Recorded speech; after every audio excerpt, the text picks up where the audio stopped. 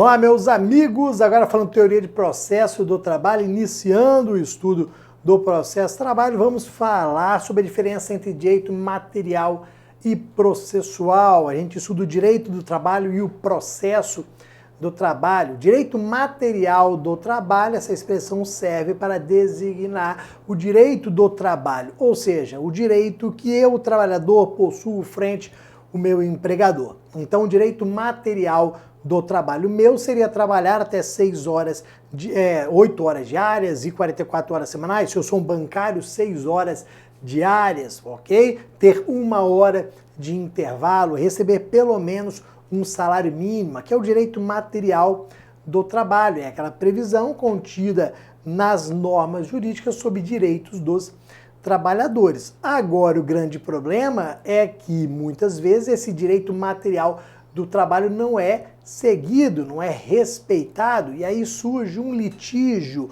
um conflito entre as partes. Qual é o conflito? Eu quero usufruir 1 hora de intervalo, o meu empregador não quer conceder, eu quero trabalhar até 8 horas diárias e 44 horas semanais, ou então receber pelas horas extras, mas o meu empregador não está pagando. Esse é um conflito.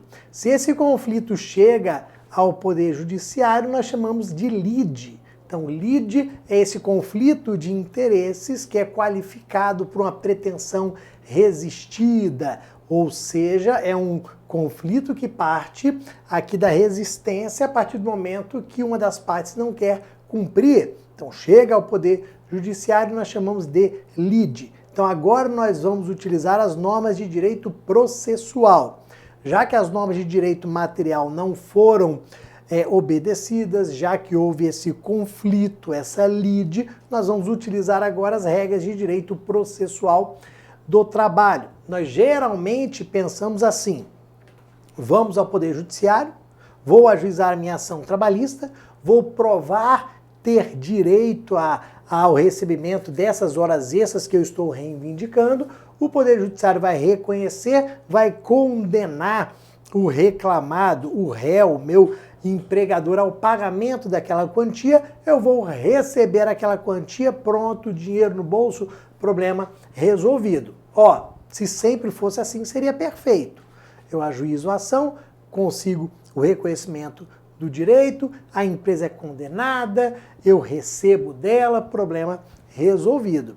Só que nós temos aqui alguns percalços, às vezes. Por isso que existem alguns tipos de processos. Então vejam, ó, espécies de conflitos e de processos. Às vezes eu tenho um conflito, que é o mais comum aqui, que nós chamamos de crise ou conflito de certeza. O que é a crise ou conflito de certeza? Nós não sabemos, num primeiro momento, se há ou não o direito. O Bruno está falando que ele trabalhava 10 horas por dia e não recebia horas extras. O Bruno está falando que não tinha direito a intervalo para descanso e alimentação. Pô, mas será que isso é verdade? Nós não sabemos. É uma crise ou um conflito de certeza. Nós temos que levar as provas ao Poder Judiciário, convencer o Poder Judiciário que o Bruno não estava recebendo as horas extras, que o Bruno não estava usufruindo o intervalo dele para que haja esse reconhecimento. Então, o Bruno, diante dessa crise de certeza, havendo essa dúvida e querendo convencer o Poder Judiciário da existência do direito dele, ele vai se valer do processo de conhecimento. Então, o processo de conhecimento vai acabar com a crise de certeza. Esse processo de conhecimento é o que nós chamamos no dia a dia como uma regra geral de ação trabalhista. Ah, eu vou ajuizar uma ação trabalhista, vou propor uma ação trabalhista. É o que nós chamamos no dia a dia. Vou peticionar, vou apresentar minha petição inicial com as minhas provas, minhas testemunhas. Se for preciso, vão fazer perícia. A parte contrária vai ter direito de apresentar a defesa dela, produzir a prova, para depois o juiz sentenciar, para depois o juiz decidir. Aí digamos o seguinte: dentro desse processo de conhecimento, temos todas as possibilidades de recurso ainda. O juiz reconheceu o direito do Bruno a recebimento de horas extras, condenou a empresa ao pagamento de R$100 mil. Esta decisão pode estar certa, pode estar errada. Diante da possibilidade de estar errada, o que o legislador faz? Prevê a possibilidade de recurso, cabimento de recurso. A parte que for prejudicada com a decisão vai poder interpor os recursos. Aí o que geralmente acontece? Da sentença proferida, interposição de recurso ordinário para o TRT, depois recurso de revista para o TST. Vai chegar um determinado momento que não caberá mais nenhum recurso. Ou seja, as partes vão ter que se satisfazer com a decisão final. Esta decisão final, ela vai se tornar indiscutível, ela vai se tornar imutável. Não poderemos mais modificá-la. Então pode ser que não seja a decisão que eu queria, mas eu vou ter que me contentar com ela, porque fiz a interposição de todos os recursos possíveis, não consegui modificá-la. Então, no primeiro momento, eu vou pensar que o errado sou eu. O judiciário está certo quando me condenou, ok? Então, tenho ali agora, a crise de certeza acabou. Agora nós temos certeza de que o Bruno tem direito de receber R$100 mil. O que a gente espera agora? Que a empresa venha e pague, e cumpra. Ó, já que eu recorri e não consegui modificar a decisão, já que é uma decisão definitiva, aqui estão os R$100 mil a que eu fui condenado. Ó, é o que a gente espera. Só que muitas vezes isso não acontece. Não há o pagamento voluntário. E aí nós iniciamos uma crise de adimplemento. A gente inicia a crise de adimplemento ou de recebimento. Não houve o pagamento, o adimplemento daquela quantia, nós não tivemos ali os R$100 mil sendo pagos. E aí nós vamos agora para o processo de execução. Agora nós vamos nos valer do processo de execução, através do qual o Poder Judiciário vai retirar esses R$100 mil do patrimônio do devedor. Claro que no primeiro momento ele ainda vai dar a oportunidade de pagamento. Ó, em 48 horas, pague essa quantia. Ou dê algum bem seu em garantia, porque se você não fizer isso, nós vamos retirar os R$100 mil à força do seu patrimônio. Seja em dinheiro, que é o primeiro bem a ser penhorado, seja em bens móveis, imóveis, outros bens que você tenha no seu patrimônio. E aí digamos que eu consegui penhorar R$100 mil, ou em dinheiro, ou em bens móveis, imóveis. O que nós vamos fazer aqui? Nós vamos transformar esses bens em dinheiro e nós vamos pagar a Bruno credor. Então a gente chega no final do processo de execução cumprindo a nossa missão, entregando ao Bruno os R$100 mil para que não haja mais a crise de adimplemento. Não existe mais a crise de adimplemento porque houve este pagamento, ok? Então, através do processo de conhecimento, nós acabamos com a crise de certeza, falando, Bruno tem direito de receber R$100 mil.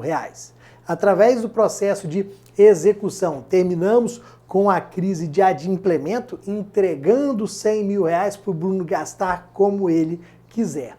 Só que, às vezes, nós temos a chamada crise de segurança. Nós temos aqui a chamada crise de segurança. Como assim crise de segurança? Ó, imagina o seguinte, eu consigo, através do processo de conhecimento, o reconhecimento aos R$100 mil. Eu sei que eu tenho R$100 mil para receber. Só que eu fico sabendo e eu tenho prova que essa empresa está quebrando, está perdendo contratos, não está pagando os atuais funcionários. Aí eu começo a pensar o seguinte, rapaz, eu estou ficando sem segurança se eu vou receber ou não. aqui está reconhecido o meu direito ao recebimento dos R$100.000, só que eu estou na dúvida se eu vou conseguir receber, porque senão daqui a pouco se a empresa quebra, não paga ninguém e eu não vou receber os meus R$100.000. Então eu passo a ter uma crise de segurança. O que eu posso fazer agora? Eu posso me valer do processo cautelar, que a gente chama de ação cautelar. Rapaz, eu vou pedir de imediato bloqueio de bens.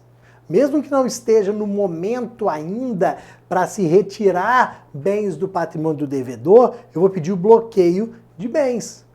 Porque lá na frente, se eu nada fizer, eu não vou receber. Se eu bloquear agora, pode ser que eu receba lá na frente.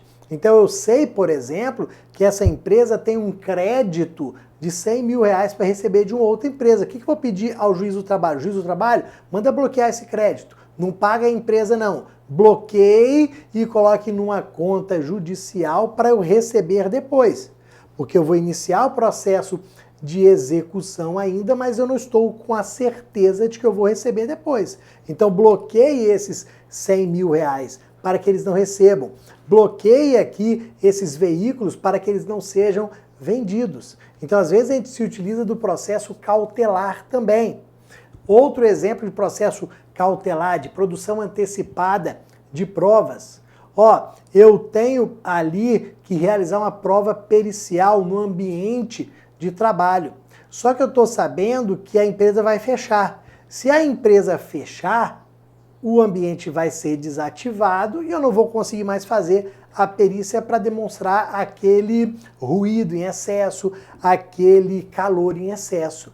Então, através do processo cautelar de produção antecipada de provas, eu vou requerer ao juiz que faça a perícia agora. Não era o momento adequado, não era o momento certo, mas se antecipe, faça a produção da prova agora, porque senão depois eu não tenho segurança para realizar aquela prova, ok? Então, dependendo da crise, do problema, do conflito, eu me valho do processo de conhecimento, do processo de execução ou do processo cautelar. Tá bom, galera? Daqui a pouquinho eu volto. Um abraço para vocês.